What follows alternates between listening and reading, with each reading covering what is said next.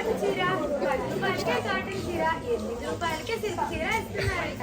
నాకు అర్జెంట్గా 500 ఇవ్వండి. ఓ 20 పట్టు చీరలు, ఓ 50 కాటన్ చీరలు తెచ్చుకుంటాను. అలాగా. ఆ షాపుని మీ ఊర్లో ఏమంటారు? ఏమంటారు? బట్టల షాపు అంటారు. అమ్మ మేధావి, మా ఊర్లో దాన్ని ఇస్త్రీ షాప్ అంటారు.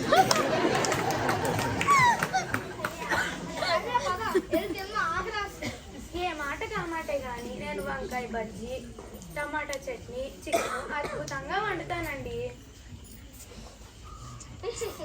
ఇన్ని అద్భుతాలలో నాకు వడ్డించిన అద్భుతం ఏదో కాస్త చెప్తాను.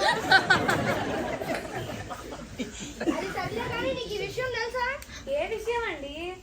మా మగాళ్ళు రోజుకి సగటున 2000 పదాలు మాట్లాడితే మీ ఆడవాళ్ళు 4000 పదాలు మాట్లాడతారు. అవును, మరి మీ మగాళ్ళకి ఏ విషయమైనా 2 సార్లు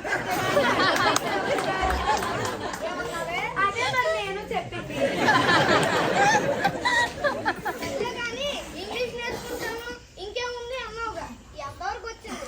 అంతా బానే ఉంది కానీ నాకు చిన్న సందేహం అండి. సందేహం ఎలా బాల అడుగుము. కంప్లీట్ కి ఫినిష్ కి తేడా ఏమిటి? రెండింటి అర్థం ఒకటే, పూర్తయిందని. అబ్బా నాకు అర్థం కాలేదు, కొంచెం వివరించి చెప్పండి. సరే చెప్తాను విను. నేను నీకు దొరకటంతో నీ జీవితం కంప్లీట్ అయింది. నువ్వు నాకు దొరకటంతో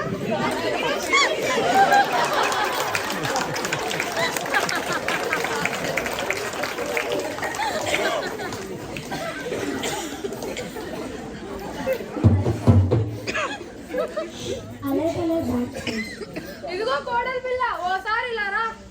వస్తున్నాను అత్తయ్య. అత్తయ్య అన్నావటే నా అత్తయ్యకి పోతే నేను అత్తయ్య అన్నానా? మడి కట్టుకుని ఉన్నారు, అబద్ధం ఆడక అత్తయ్య అమ్మాయిలో పడిపోతారు.